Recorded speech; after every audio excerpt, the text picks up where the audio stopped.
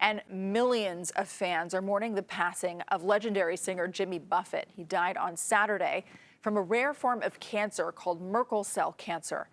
But along with all of the sadness that fans are feeling, certainly, there is so much appreciation for the gift he gave people with his Tales from Margaritaville. Here's John Ramos. People who are unfamiliar with Jimmy Buffett may wonder why his passing is such a gut punch to his fans. But for millions of people, for an entire generation, his music has served as a kind of navigational beacon to living a happy life. I'm overwhelmed. Perhaps it's fitting that Jimmy Buffett should die at the beginning of a 3-day weekend. It gives people an extra day off work to party. But Linda Sordahl doesn't feel much like celebrating. I'm numb. It's very surreal to me. It's shocking that I'm having this reaction for somebody I've never met. People knew that it was not normal for this man to pass, and that this reaction, I don't think anybody expected the reaction that we're all having. To love the music is to love the man, and Linda fell hard, becoming a member of a local chapter of the Parrot Heads in Paradise fan club.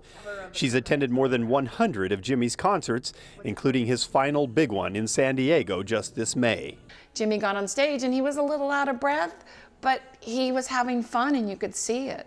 And that made us feel like, oh, he's going to be okay. That's the shocking part of it. Jimmy succumbed to a deadly form of skin cancer.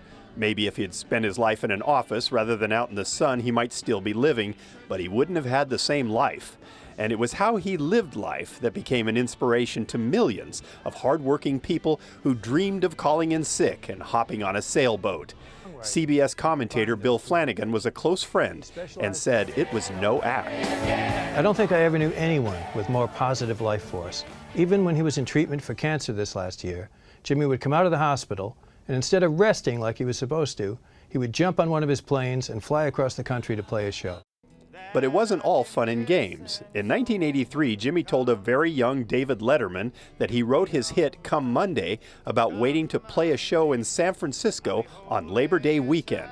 This is a song that kept me from killing myself in the Howard Johnsons in Marin County. I was in the Howard Johnsons under Mount Tamalpais in Marin County, and living there, playing in San Anselmo. It was awful, and I wrote this song and it hit, and the rest is history. Yeah.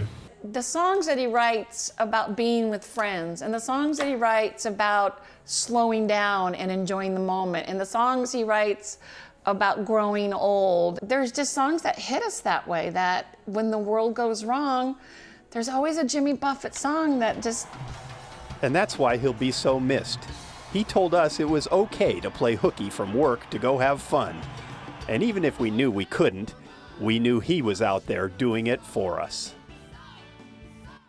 That was John Ramos reporting. Well, despite never having had a #1 album, Jimmy Buffett had been one of the most popular touring musicians in the world.